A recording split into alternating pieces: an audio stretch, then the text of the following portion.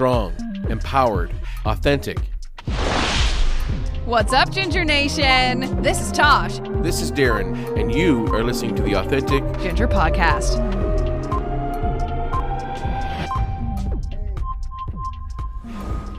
Welcome, Ginger Nation, to the Authentic Ginger Podcast. I'm Tosh Taylor. And I'm Darren Roach, and on today's episode, we are chatting with best-selling author, keynote speaker, leadership coach, frontliner, and founder of 403LC, which I want to get into later, and he's an authentic ginger. Welcome to the show, David Giffen, not to be confused with music industry mogul David Geffen. I've got to put that out there right off the start. Well, it's good to be here. And I know there was a time, if you Googled my name, the first 10 results were the music mogul. So it was, I've done a few more things. So I'm starting to climb up that Google ladder, but yeah. Well, I mean, he's not an authentic ginger, so you're fine. Fair enough. Yeah. Yeah. How often have you gotten that too, by the way, David? Have you gotten that often? Like, do people who meet you for the first time go, David who? Did you say David Geffen? Well, I actually, the more common is the mispronunciation or the misspelling. Griffin, Giffen with an I. Yeah. Like it's rarely spelt correctly. But yeah, no, every once in a while I'll have somebody may make that connection to David Geffen. But no, never met the guy, and we just share a Google search. Google search. I love that. Okay, so David, as Darren alluded to in your intro, you have quite the path. So I want to kind of like start back at the beginning. Let's talk baby David. Yeah. Sure. What would you like to know? Well, I just want to know all about you. First, we like to talk to people about growing up as a ginger. You know, what trials and tribulations, if any, did you see as a redhead? And you're in Toronto right now. Did you grow up in Toronto? I grew up in and around Toronto, but I hail from the land of the gingers, right? I was born in Glasgow, Scotland, and immigrated to Canada before I was 2.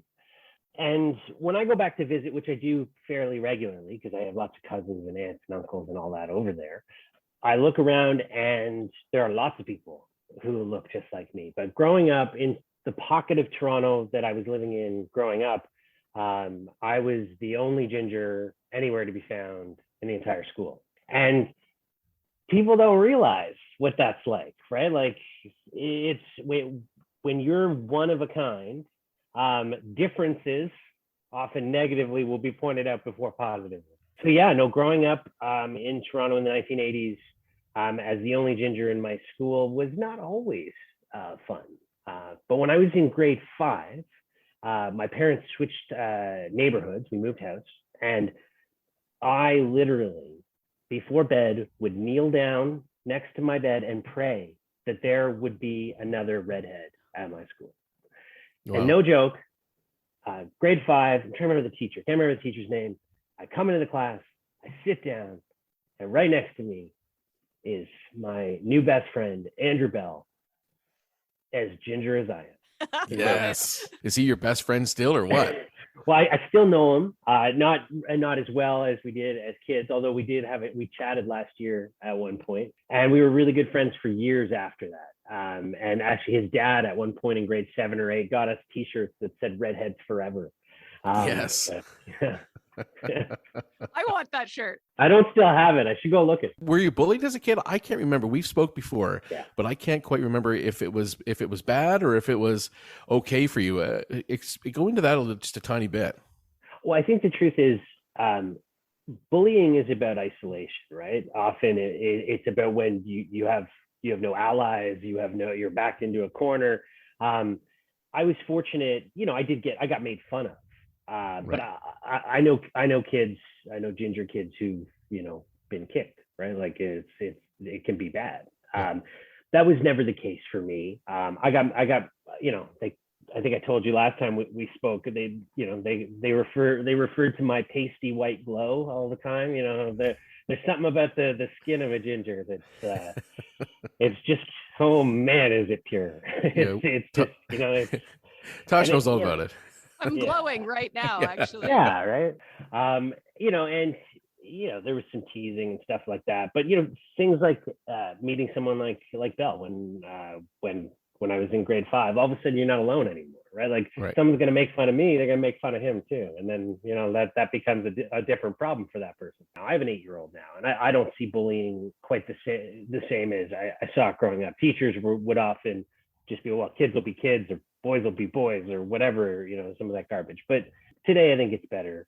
But the schoolyard, recess was not always the easiest place. And if you're different from everybody else, whether it's ginger hair or different color of skin, or maybe you're the only boy or girl in a group one day, right? Like there are lots of reasons people get bullied. But I do think it's better today in the school system and more police than it was. But I was fortunate, not to the degree I know lots of other people have received it.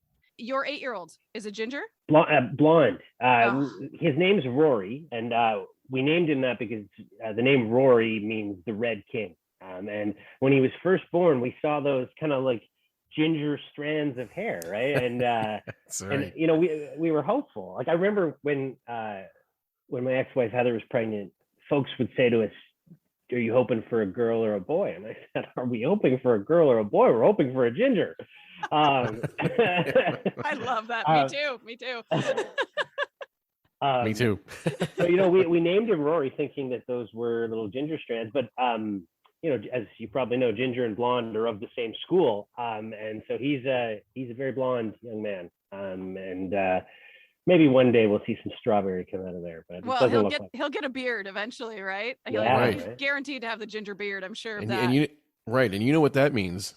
With a ginger beard, you're likely carrying the gene. So his offspring could very well have gingers in it. So there's gingers in your future still, David. Yeah, he's going to hold out for grandkids. Yeah, just hold out. Exactly. You work with executives and groups and such on, I guess, helping these organizations kind of find their way. Can you touch a little bit on that and what that project is? Yeah, so that's part of the coaching program with 403 Leadership Collective. So what I'll be invited to do often is to come and work with a small group. Often, if there's some kind of dysfunction, right? Like if something's not working with a group or an organization, and I'll come in and I'll do a series of talks and workshops, often relying on some other community leaders that I've worked with in the past, and we try and map out a way forward. So it's hard to give too much description of this because it's so contextual. It really depends. Like I did some work at Western University last year, working to redesign some programs that weren't meeting the needs of a multicultural context. So we did some work on that. I've done some work in the church world, former world, with some leaders.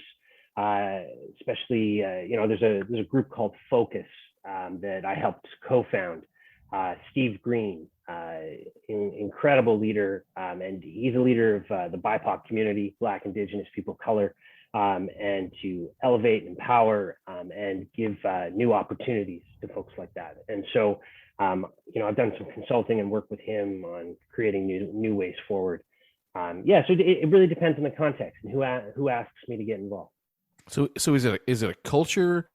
Is it a culture piece that you're doing, or is it like a physical, mental work that you do, or is it physical, like right down to the brass tacks on processes and stuff like that within these organizations?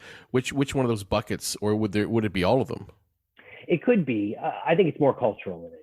Sure. Right. Like we're and it's a word I use very often in my work. Right. Wanting to shift culture and defining culture. Culture is the way we do things around here. Right. Like. Right.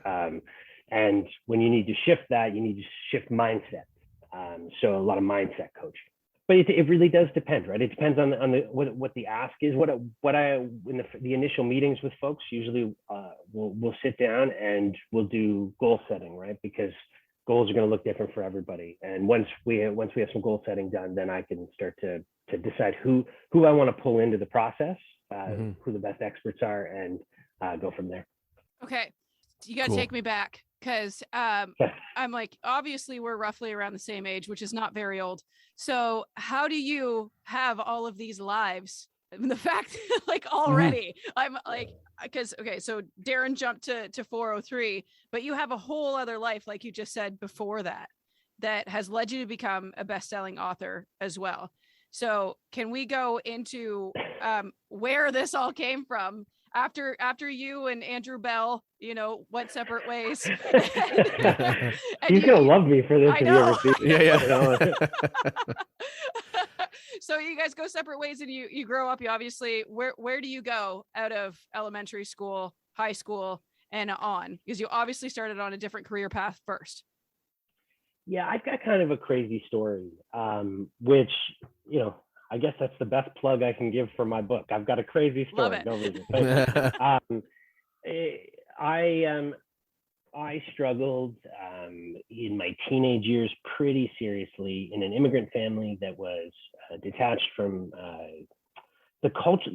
How do I say this?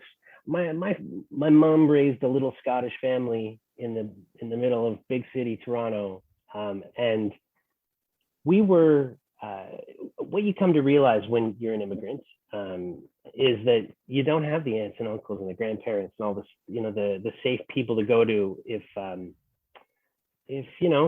stuff starts to go sideways. And in my teenage years, stuff started to go sideways a little bit in my family. And I struggled with drugs and alcohol. You might read in one of the chapters in my book, I crashed a car into a house. I woke up in a jail cell. I had a lot of bad stuff happen at a very young age, at like 19, 20.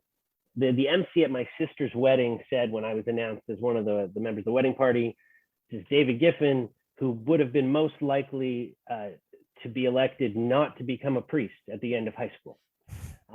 But somehow, by 25, I had been ordained a priest by the Anglican Church of Canada, which I don't know how to explain to people. Right? I grew up in a religious family, so that part made sense.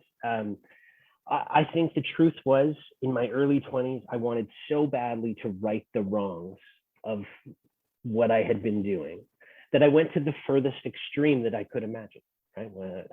Was to go put on a collar and, devote my life to service to the community. And I spent 10 years doing it.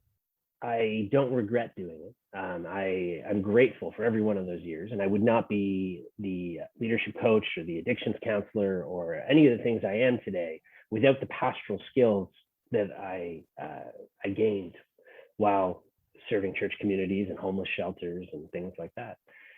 But it does seem strange to have spent these 10 years, you try to explain that to people, right? Like, yeah, I used to be a priest, right? Like there's no way to explain that. And I assume people's demeanor around you would change pretty quickly, right? Like, I know I immediately go, oh my God, did I swear in front of him?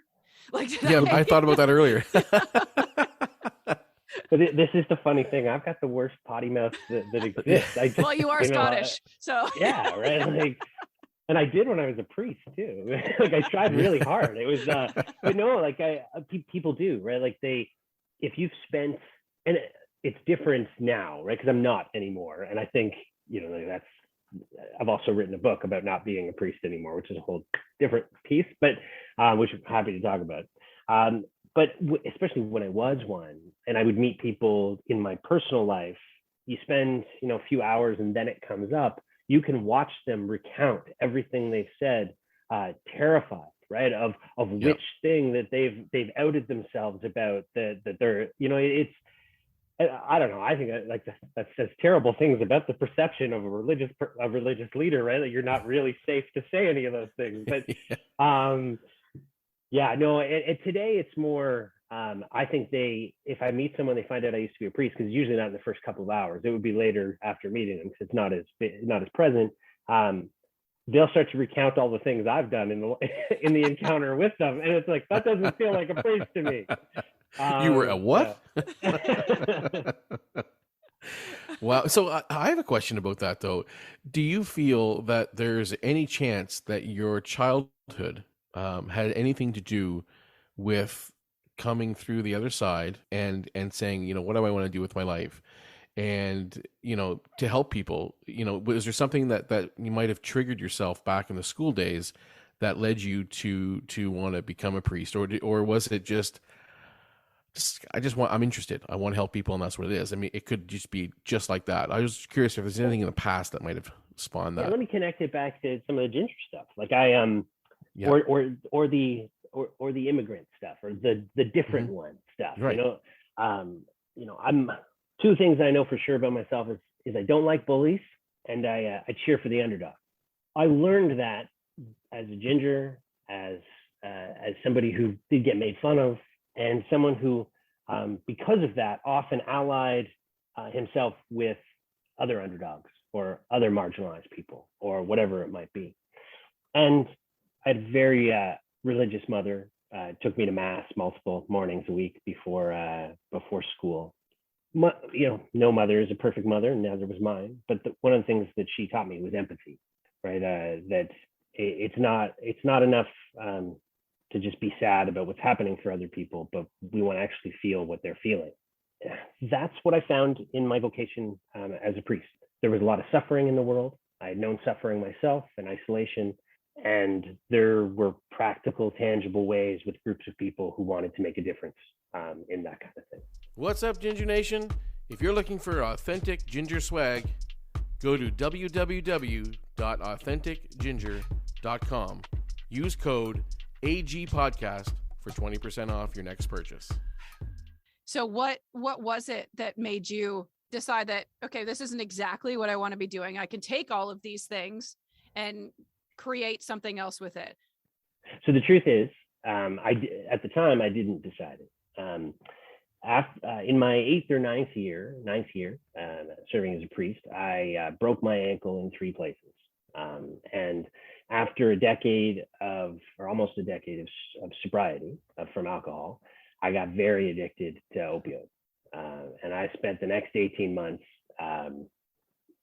blowing my life up in lots of different ways, which happens to lots of folks who get addicted to these kinds of substances. It's a part of the work I do in rapid access addiction medicine now, is to work with folks who are struggling in this way. But during that time, I made some mistakes, and my license as a priest was revoked. And so I was booted out. And it was in many ways one of the best things that's ever happened to me, because I had to take time to really look at my life and say, is this the path you want to be on? Like, is this really the direction that you want to go?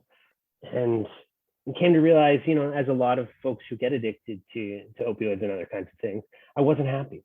And that was the reason why I desperately was using more, was I needed the pills at first to treat the broken bones. But once the bones healed and didn't hurt anymore, I came to realize that the drugs were medicating and numbing pain that I had not been able to even look at, never mind deal with. And once that's started to be medicated and comes out, you take that substance away, and everything just hurts 20 times more, because you've gotten used to not having to deal with it anymore. Right. So, I had to do a long, hard look at myself and decide, did I want to go back to that life again, or was there a new way forward? And as anyone who's been through a period of time where they've blown a lot of stuff up, you see how I didn't swear there. Yeah, it can be a difficult road back. The great, gift in it all for me is that I've always been somebody who can put the pieces back together in new forms. And what I decided was I would take the catastrophic blow up of my life. I would use it as an example, and I would help other people navigate their way through theirs. And so in the early stages of that rediscovery, if you will, were you still practicing what you had learned as a priest in other places? Absolutely. Well, I have former colleagues who tell me that the work I do now, because the primary work I'm doing right now, 403 is a big part of my work, but I work in a rapid access addiction medicine clinic, which, for those who don't know, is a place you can go when you have, nobody else wants to talk to you anymore. Right? There's no one else to help you. And you can come way before that, but often that's when people, arrive on our door. And I do peer counseling. So I'm somebody who walks alongside those folks. I have former colleagues who say the work I do now is more the work of a priest than the work I was doing before. Got right? it. In the true definition of the word, right? Like, Yeah, very cool. My hands are much dirtier than they used to be. And I say to clients all the time that it will be the greatest privilege of my life to have been invited as somebody who has suffered to share in their suffering. Right. Like it's an incredible privilege. And why wouldn't someone want someone who's been there, right? Who's walked that walk to a low point to come back out of it? So I mean, it totally makes there's sense. A whole movement in this field around peer support, and how often clients, before they're ready to engage with, whether it might be a psychiatrist or just an addictions counselor, is that they actually need sessions and sit down time with someone who's just walked in their shoes. And that across the mental health field, that's true. It's really hard when you've been in a system that immediately shames and judges you, and you've asked for help in lots of little ways and often been rejected because of a misunderstanding and stigmatization around mental health and addiction issues. By the time you land on our door, there's no good reason to trust anybody. To think that somebody can go from there straight into whatever interventionist counseling might be helpful, it's impractical, and I think a little naive. And so there's a movement to employ more peer support workers in clinics like this and in other mental health organizations, so that some of the early meetings can be with someone who has been in your shoes, and you not only feel less alone, you have reasons to trust. If there's anything I think we've learned over the last 2 years, it's how desperately Canada, and the whole world, I'm sure, but Canada for sure, needs so many more people working in the mental health field. It is like, and we're going to see that. Yeah, I hope so. I absolutely hope so. I have to say, from what I've seen, even in the past couple of weeks, and I've heard of a friend who's who had called looking for help, and he's put on a wait list of almost a year to get that help. So it's really it's mind blowing, actually. It is. It really is, yeah. So any work that people can do to escalate that and to be in that field, my hat's off, because we're going to need it. That's for sure. So you had said, David, that you've always been really good about like taking the pieces and putting them back together. And I think like you're resilient, obviously, like is the key word for that. I have to be. Yeah, exactly. But you know what's funny? Like you're reminding me a lot of my brother. My brother is also very good at blowing his life up, and he's also a solid ginge. And it makes me wonder, brother in arms. Yeah, exactly. It makes me wonder. And it could be because, Darren and I are just interviewing the people that are like loud and proud. But I find that redheads are very loud, boisterous people who, they tend to be. Yeah, that we tend to be. And that maybe we do have addictive personalities or. Well, there is science out there to talk about gingers feeling pain at a different level, requiring more anesthesia. Right? That they experience temperatures differently. These are all facts. My partner makes fun of me all the time, saying that's not true. That's not, but it is. There's science. Oh, it's true. Around it. Oh, it's true. If that's the case, it would make sense in many ways that we are predisposed.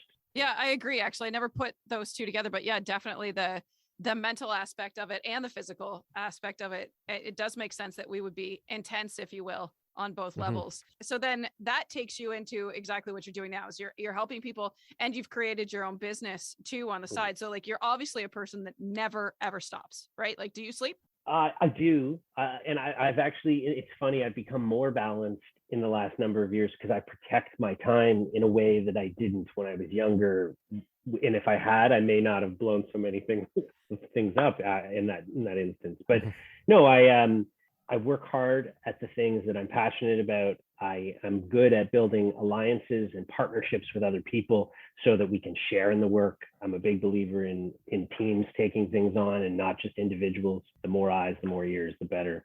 I'm motivated. I think that's something when you've been in situations where you've worked with seriously addicted or impoverished, homeless, whatever the situation has been, And you were right, Darren. Two of my three churches that I worked out of ran some of the most important meal programs and shelters in the two cities that I was in, right? So Yeah. when you've been in the trenches with people like that, and especially if you've been there from a privileged position, which for the most part I have, I've always had a meal at the end of the day, and I've always had a roof over my head, right? So it's hard not to be motivated to want to make a change in the world, right? Because you do know intimately what's wrong with the world. What's coming up to my head right now is, where in your timeline does the book Confessions from a Defrocked Priest, if I've got that title correct, where in the timeline does that fit into your picture? So the full title is Redemptive Trauma: Confession of a Defrocked Priest. It was published in October of 2020. So it's been 18 months ago now. Yep. And, people have asked me, when did I write the book? And I joke that I wrote it over a period of 39 years because it's a midlife memoir, which, and I don't recommend to people, in all honesty. Memoirs are really meant to be at the end of your life, but I had some reasons to write it at the time. I wrote most of it in a 3-week period, the summer of 2020, when we were in the early part of the pandemic. Mm-hmm. And I was not working at the time and really trying to work out my stuff. But yeah, I was really trying to work out my stuff. And so I started to assemble some journal entries from when I was in treatment, letters that I had written people. And I started just to, look at it, what it all meant, just trying to make sense of it. And I woke up one morning and I just had this kind of outline in my head of how I wanted to assemble this. And 3 weeks later, I had my first draft of a book. I spent probably 10, 12 hours a day working on the book for six days a week for 3 weeks. It wasn't done at that point. Martha Bernard Ray and Murray Watson, my two editors, who I will be eternally grateful to. Martha is a childhood friend from my elementary school, and Murray is a former Roman Catholic priest. And they, as I said in the acknowledgments of my book, the thing I'm most grateful to them for is when they had the audacity to tell me I was wrong. That month of editing that I did with the two of them was like the best therapy I'd ever had. Yeah. How do you feel about the book now? What would you have changed anything based on what you know now, as we're coming out of the pandemic, as you're building new partnerships and relationships in your life? Do you regret anything in there or anything like that? I regret any pain that writing and publishing the book caused my family, because I tell some intimate stories in it. My mom especially, but my mom now is quite supportive of the book, and and she and I actually have a closer relationship than we did before I published it. But no, I'm grateful that I had that opportunity to write the book. If there had never been, a lockdown or pandemic or anything, there's silver linings. Mm-hmm. But writing the book opened an opportunity for a new life for me. If I hadn't written the book, I probably wouldn't be working in rapid access addiction medicine now. I might have 403, but I think my life would look a lot different. I continue to be given opportunities to speak and share my story, and sometimes share other people's stories now, because people entrust me with being able to witness the things that I've seen. It's given me a new platform and another chance at life, which I can only say I'm grateful for. That's I don't know what else to say about it other than that. Let's talk about quickly before we wrap things up, the birth of 403 and what exactly you can do for businesses and people with that. It launched just before the pandemic, like 2 months before the pandemic. So it was, great timing. Fabulous. Our hope is on the other side of the pandemic to be offering leadership retreats and things like that in person, whether you're a nonprofit or a university or a corporation. You have a team that you want to do some leadership training with. I've got a group of people, from mental health practitioners to fire captains from a fire hall, folks that can come together, tell stories, and move a group of people in a direction. I continue to, if you go on my website, you'll see I continue to do weddings and things like that. maintain a license to be able to do those kind of things. Cool. And that's part of 403, because what I found is that what it is to be this leadership collective. It's serving one another through network, and as the network builds, the more opportunities there are. I've always loved doing weddings. I've done over 100, most of them as a priest, and then a number since. The relationships that get built when you have the opportunity to celebrate such an important moment in people's lives. Some of my leaders that are a part of the collective, I've met at those kinds of events. So we're constantly looking for new ways to serve the wider community. What's the website, and where can people find your book as well? We've brought up the book numerous times. We haven't told anybody where to buy it. So Sure. So 403, you can find, it's easy, www.403lc.com. And you can have a look around there, from coaching to workshops to leadership retreats to milestones. The book you can get pretty much anywhere. You can buy a book. So Chapters Indigo, Amazon, Bookshop. Bookshop's great because Bookshop makes sure that the books get bought out of local bookstores. I don't know if you know that. I didn't know that. No. Yeah, Cool. Look up Bookshop. It's really good. If you Google redemptive trauma, you're going to find it on somewhere. It's not on shelves everywhere, but you can definitely get it online. Okay, that's very cool. So your book will come up first if you Google that, and David Geffen will come up first if you Google your name. Yeah. Maybe I could get him to review my book. Geffen reviews Giffen. I'm down. He'd love it. I'm sure he would. That's fantastic. I love that. Okay, this has been a fantastic chat, and we appreciate you giving us your time this morning. And we, hope to see some more great things come of you. Also, you've got, what about socials? Can people find you on social media? Yeah, GIF on the Way. GIFFONTHEWAY. Facebook, Instagram. Awesome. Well, thanks again, David. And we hope to catch up with you again soon. And for all of you out there listening, you have been listening to the Authentic Ginger Podcast with Tosh and Darren. We will see you again next Tuesday.